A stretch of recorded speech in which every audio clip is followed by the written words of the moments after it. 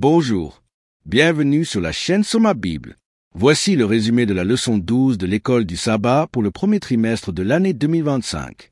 Avant d'aborder cette leçon, n'oubliez pas de vous abonner et de cliquer sur l'icône du pouce levé pour soutenir notre mission de diffusion de l'enseignement de la Bible dans le monde entier. Jésus revient bientôt.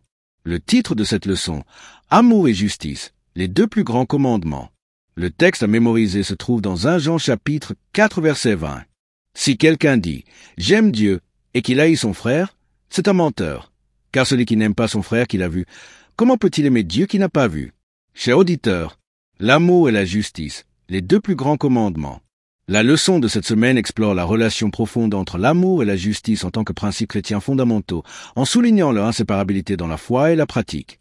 En examinant divers passages bibliques, la leçon montre comment l'amour pour Dieu et l'amour pour les autres sont au cœur de la vie chrétienne.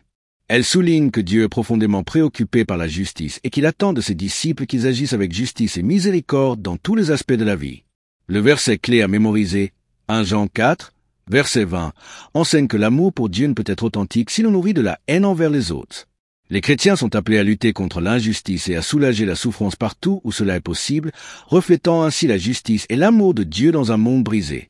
L'amour et la justice ne sont pas deux choses distinctes, mais plutôt les deux faces d'un même principe divin. Voici le résumé de dimanche, les deux plus grands commandements.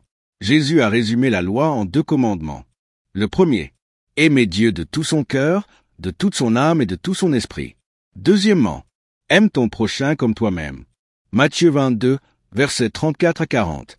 Ces commandements résument tous les enseignements bibliques, démontrant que l'obéissance authentique à Dieu se manifeste par l'amour des autres. La rencontre du jeune homme riche avec Jésus dans Matthieu 19, versets 16 à 23, illustre le fait que l'attachement à la richesse matérielle peut empêcher une personne d'embrasser pleinement ses commandements. La véritable vie de disciple exige souvent des sacrifices personnels qui donnent la priorité à l'amour et à la justice plutôt qu'à l'égoïsme. Lundi, les deux plus grands péchés. Tout comme l'amour pour Dieu et l'amour pour les autres sont les plus grands commandements, les plus grands péchés consistent à échouer dans ce domaine. L'Ancien Testament condamne fréquemment l'idolâtrie, qui est le contraire de l'amour pour Dieu, et l'injustice, qui est un manquement à l'amour du prochain. Psaume 135, versets 13 à 19, et Zacharie, chapitre 7, versets 9 à 12. Ces péchés empêchent les gens de vivre en accord avec la volonté de Dieu. 1 Jean chapitre 4 verset 20 renforce le fait que l'amour pour Dieu ne peut être authentique si l'on nourrit de la haine à l'égard de ses semblables. Mardi, Dieu aime la justice. Les Écritures décrivent constamment Dieu comme un être juste et équitable qui s'oppose à l'oppression et à l'injustice. Ses attentes sont claires. Les croyants doivent rechercher activement la justice, aimer la miséricorde et marcher humblement avec lui. Jésus a renforcé ce principe en enseignant que la véritable vie de disciple est marquée par l'amour et l'équité dans toutes les interactions. Voir Jean, chapitre 13, verset 35. Une église ou une communauté qui donne la priorité à la justice et à la miséricorde serait un témoignage puissant pour le monde. Mercredi, appelé à établir la justice. Les prophètes de l'Ancien Testament, tels qu'Isaïe et Jérémie, se sont élevés avec audace contre l'injustice, appelant le peuple de Dieu à défendre les opprimés et les vulnérables. Dans le livre de Matthieu, chapitre 23, versets 23 à 30, Jésus poursuit cette mission, condamnant les pharisiens pour avoir négligé les points les plus importants de la loi, la justice, la miséricorde et la foi. Ces passages incitent les croyants à examiner s'ils se concentrent vraiment sur les priorités de Dieu plutôt que de se contenter de suivre les rituels religieux. Jeudi, qui est mon voisin? En réponse à la question « Qui est mon prochain ?» Luc, chapitre 10, versets 25 à 37, propose une réponse à la question « Qui est mon prochain ?» Dans Luc, chapitre 10, versets 25 à 37, Jésus raconte la parabole du bon samaritain. Cette histoire illustre le fait que l'amour transcende les frontières raciales, sociales et culturelles. Les actions du samaritain s'alignent sur l'appel prophétique à la justice et à la miséricorde. Jésus lui-même a incarné ce principe, en s'occupant de ceux qui sont dans le besoin et en répondant à l'aspiration à la justice.